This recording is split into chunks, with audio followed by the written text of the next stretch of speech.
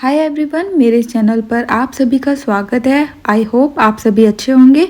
मैं लेकर आई हूँ मोमो की रेसिपी। ये रेसिपी बहुत ही सिंपल है। सबसे पहले हम बनाएंगे चटनी। चटनी बनाने के लिए हमने पैन में थोड़ा सा ऑयल डालकर उसमें टमाटर, लाल मिर्ची, लहसुन, अदरक और धनिया, ये सारी चीज़ें एक साथ डाल दी हैं। फिर थोड़ा सा हम फ्राई करेंगे। उसके बाद हम इसमें पानी डाल देंगे और आधा चम्मच नमक डाल देंगे। थोड़ा सा फ्राई होने के बाद इसके ऊपर का छिलका जो कि टमाटर के ऊपर होता है उसको निकाल देना है और इसको ठंडा कर लेंगे आप, और एक मिक्सी के जार में डालकर इसको पीस लेना है। अब उसी पैन में हम थोड़ा सा ऑयल और डालेंगे। इसमें हम डालेंगे कटा हुआ लहसुन। इसके बाद जो पिसी हुई चटनी है वो सारी इसके अंदर डाल देंगे। इसके बाद हम डालेंगे थोड़ा सा सोया सॉस, थोड़ा सा विनेगर। आपको बहुत ही कम क्वांटिटी में ये सब डालना है। अब हम डालेंगे थोड़ी सी ग्रीन चिली सॉस और साथ में हम डाल रहे हैं टमाटो केचप। बहुत ही कम क्वांटिटी में ही हमने डाला है। अब इन सारी चीज़ों को अच्छे से मिला देंगे और अब आपको मिल जाएगा वो टेस्ट जो कि आप बाहर जाकर मोमो के साथ चटनी खाते हैं। वो चटनी आपकी अब तैयार हो चुकी है। चलिए इस चटनी को अब निकाल लेते हैं एक बोल में। ये चटनी हमारी पूरी तरह से रेडी हो चुकी है। अब करेंगे हम मोमो बनाने की तैयारी। तो मोमो बनाने के लिए हमने लिया है बंद गोभी। बंद गोभी को रफली आपको चॉप कर लेना है। साथ में हम ले रहे हैं शिमला मिर्च।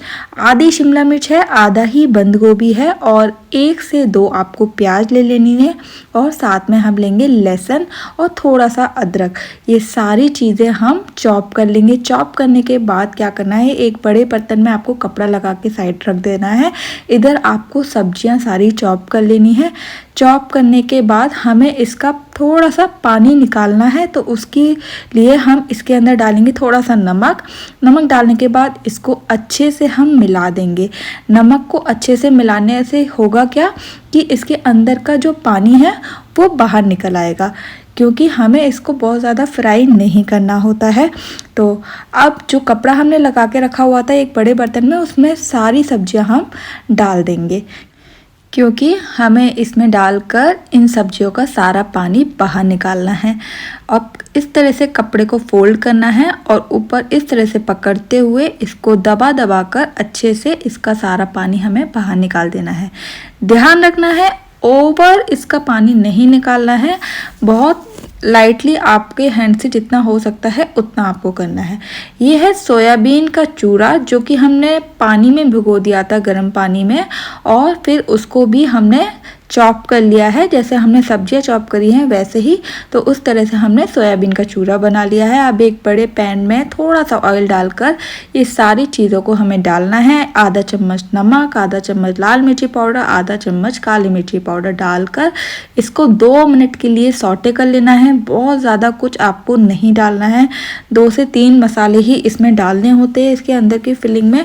जिस तरह से हम पहले ऑथेंटिक मोमो जब हम खाते थे तो उसमें सिर्फ यही टेस्ट होता था। तो आप इस तरह से ज़रूर बनाइए। सेम स्वाद आपको चटनी में भी मिलेगा और सेम स्वाद ही आपको मोमो में भी मिलेगा। यहाँ पर हम ले रहे हैं 1 कप आटा और 1 कप मैदा, यानी कि गेहूं का आटा और मैदा। तो यहाँ पर हमने डाला है 2 से 3 चम्मच ऑयल। ये हम रिफाइंड ऑयल ले रहे हैं। इसमें 1 चम्मच नमक डालकर और थोड़ा थोड़ा पानी डालकर इस आटे को गूंद लेंगे।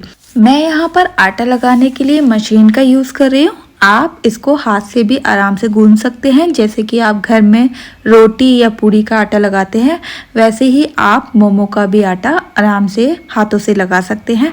बस ध्यान रखना है, बहुत ज़्यादा ढीला आटा नहीं होना चाहिए, यानी कि सॉफ्ट आटा नहीं गूंदना है, नॉर्मल आटा गूंदना है। ना तो वो पूरी जैसा होना चाहिए और ना ही वो रोटी जैसा सॉफ्ट, मीडियम आटा गूंदना है आपको। तो यहाँ पर आप देख सकते हैं मेरा आटा भी ऑलमोस्ट लग चुका है।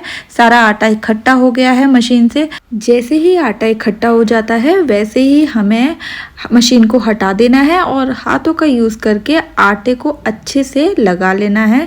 तो आप देख सकते हैं आटा हमारा रेडी हो चुका है। ना ही ये बहुत ज़्यादा सॉफ्ट है और ना ही बहुत ज़्यादा टाइट। बस अब लेंगे एक बटर पेपर। बटर पेपर में आप देख सकते हैं छोटे छोटे होल बने हुए हैं, जिससे कि स्टीम प्रॉपर ऊपर नीचे आराम से लग जाए और अब इसको हम अच्छे से ग्रीस कर लेंगे। कोई भी ऑयल से आप ग्रीस कर सकते हैं, चाहे तो आप बटर का भी यूज़ कर सकते हैं। तो इस तरह से हमें ग्रीस कर लेना है। अब जो आटा हमने लगा के रखा हुआ था रेस्ट के लिए, उसको 10 मिनट हो चुके हैं, उसको हमने 2 पार्ट्स में डिवाइड कर लिया है। अब थोड़ा सा सूखा आटा लगाने के बाद इसको हम रोटी के जैसे बेल लेंगे। यहाँ पर हम जो रोटी बना रहे हैं वो बहुत ही पतली बनाएंगे। अब कोई ग्लास की सहायता से इस तरह से आपको पूड़ियाँ निकाल लेनी है।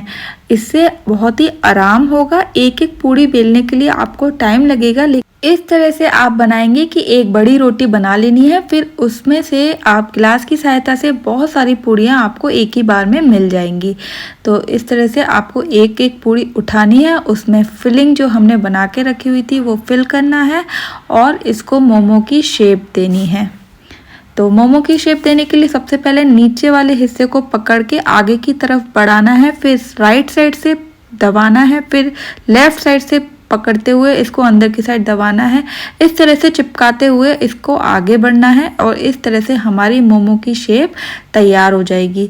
तो आप देख सकते हैं ना कितना आसान मोमो की शेप बनाना।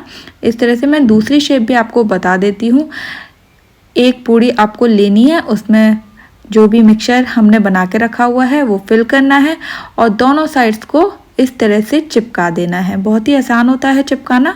इस तरह से चिपकाना है और फिर दोनों कॉर्नर्स को पकड़ के अंदर की साइड इसको इस तरह से चिपका देना है। तो बन गई ना हमारी दूसरी शेप। कितना आसान है इस तरह से मोमो बनाना। तो आपको भी इस तरह से सारे मोमोज बना लेने हैं। अब स्टीमर में हमने पानी गर्म करने रख दिया था, ऊपर से हमने बटर पेपर लगा ही लिया था। अब इसके अंदर सारे मोमो को स्टीम करने के लिए रख देंगे। तो ये सारे मोमोज हमारे बहुत ही फटाफट बनकर तैयार हो गए हैं और 12 मिनट के लिए हमने इसको तेज गैस पर स्टीम किया है। तो ये सारे मोमोज अब पूरी तरह से तैयार हैं। तो इस तरह से अगर आपको मेरी रेसिपी अच्छी लगती है तो प्लीज़ मेरे चैनल को लाइक, सब्सक्राइब और शेयर करना बिल्कुल ना भूलिए। तो यहाँ पर हम सर्व कर लेते हैं। सर्व करने का भी आइडिया मैं आपको बताती हूँ। जैसे कि शेफ़ लोग सर्व करते हैं, तो एक प्लेट लेते हैं, उसमें हमने सबसे पहले चटनी डाली है, उसके ऊपर हम 4 से 5 मोमो रखेंगे। अगर आपके घर में कोई रिलेटिव्स आते हैं, अगर आपको उनको मोमो देने हैं तो आप इस तरह से दीजिए, वो भी बहुत खुश हो जाएंगे। Thank you.